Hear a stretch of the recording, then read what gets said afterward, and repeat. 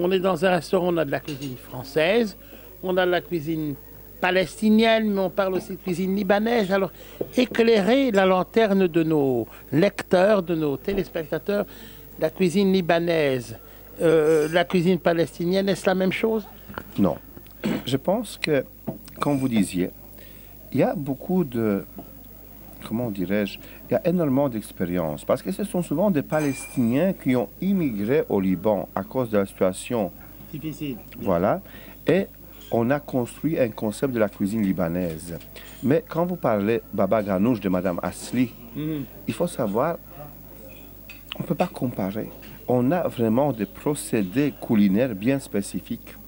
Par exemple, nos aubergines, on les met sous les grilles, on attend sur un petit feu, on enlève, on les blanchit dès qu'ils sont cuits dans l'eau froide.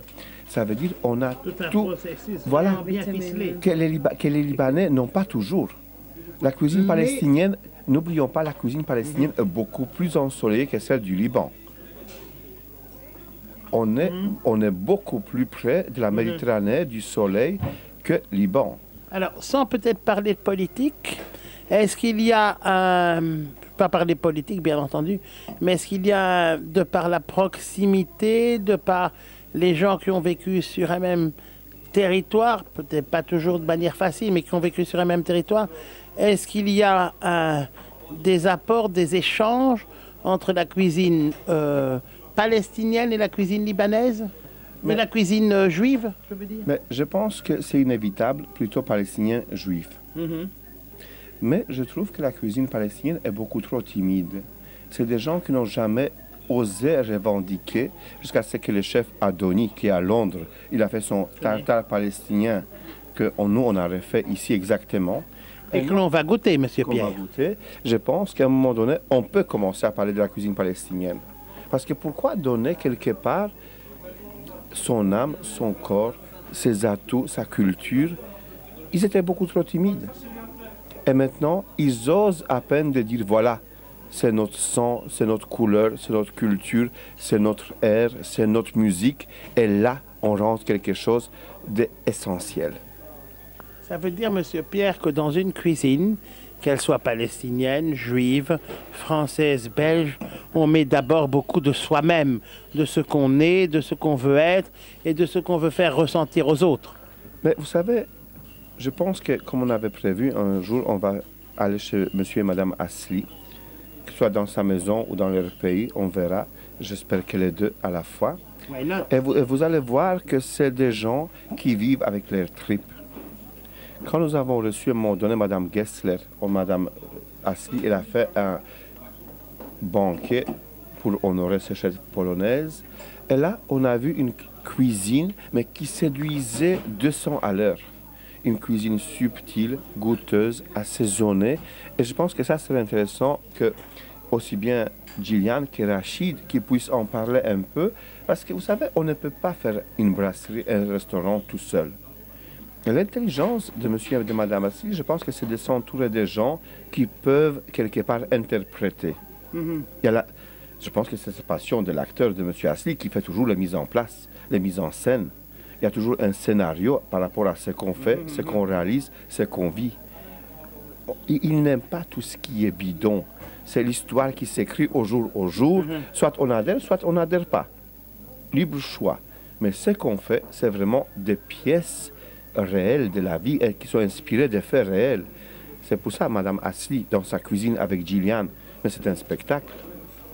Monsieur Pierre, j'aime ce que vous dites. On ne construit pas un restaurant tout seul, comme moi je ne construis pas un groupe de quotidien tout seul, puisque j'ai la chance excessivement magnifique d'avoir toute une équipe de gens merveilleux qui me suivent, ce qui est le cas ici. Vous avez d'abord Monsieur Asli, puis vous, puis Gillian, puis Rachid. Et je voudrais commencer par interroger Rachid, qui pourrait nous expliquer quel est d'abord son apport dans la maison, ce qu'il aime faire ici, et comment est-ce qu'il voit sa position dans la restauration, et quel est vraiment son optique, son idéal dans ce domaine, puisque vous travaillez ensemble, et vous travaillez main à la main, et que c'est vraiment touchant de voir une équipe qui travaille ensemble. Voilà. Tout d'abord, on vous remercie énormément de venir à notre maison, parce que ça fait un plaisir de pouvoir enfin mettre en avant le concept de Monsieur Asli. À savoir que c'est un homme qui aime le détail, qui fait très attention aux détails. Et dans la vie, le détail peut changer toute une vie. Voilà. L'idéal de vie,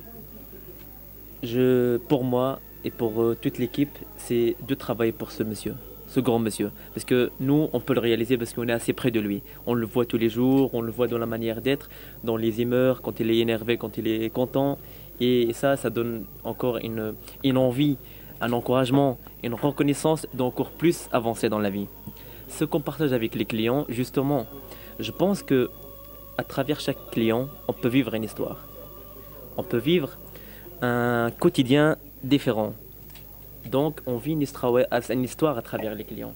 De par notre cuisine, bien évidemment, qui est assez maîtrisée grâce à Monsieur Pierre et toute l'équipe qu'on a justement, parce que c'est du travail d'assembler toute l'équipe. Hein.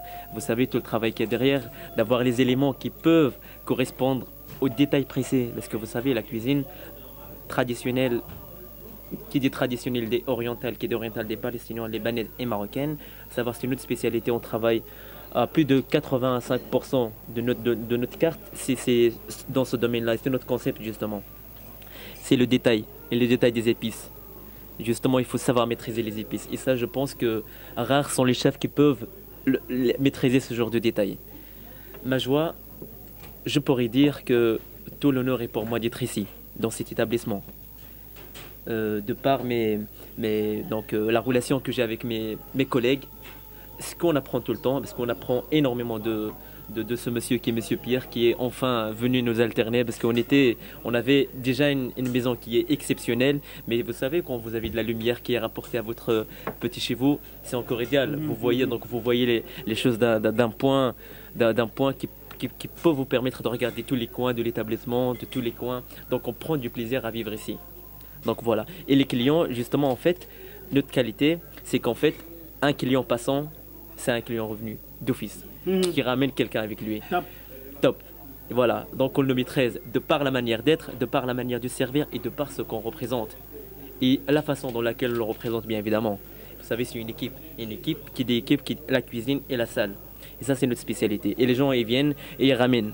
Et avant même qu'ils reviennent, avant même qu'ils rentrent à l'établissement, on sait ce qu'ils vont prendre. C'est cette cuisine justement qu'on travaille aujourd'hui. Vous avez commenté un vin qui est réservé pour nous. Éventuellement, ce que vous avez oublié de dire, c'est qu'en fait, je continuais dans le discours de M. Pierre qui est assez génial et complet. Mais en fait, on a commencé le cépage avec un 2007. C'est un cépage qui est réservé pour nous et exceptionnel pour notre maison. Donc on a commencé avec un 2007. On a fini, maintenant on est sur le 2009. Et ce 2009 il est encore plus épatant. Parce que l'année 2009, exactement, top, c'est une année excellente pour les vins, à savoir que les régions sont ensoleillées et c'est super. Et dans l'accueil, j'ai envie de dire que en fait, tout dépend de la clientèle qu'on a devant soi. Parce que vous savez, il ne faut pas réagir avec tout le monde de la même manière, bien évidemment. Tout dépend des humeurs, donc tout dépend de la clientèle qu'on a devant nous. On essaye de le faire rentrer dans un monde et on le faire partager tout ce qu'on a dans cette maison. Donc voilà, on vous remercie. Eh bien, quel beau commentaire, quel cri du cœur pour un homme qui d'abord a le sourire, mais qui aussi aime travailler pour sa maison et aime travailler en équipe avec des gens aussi exceptionnels.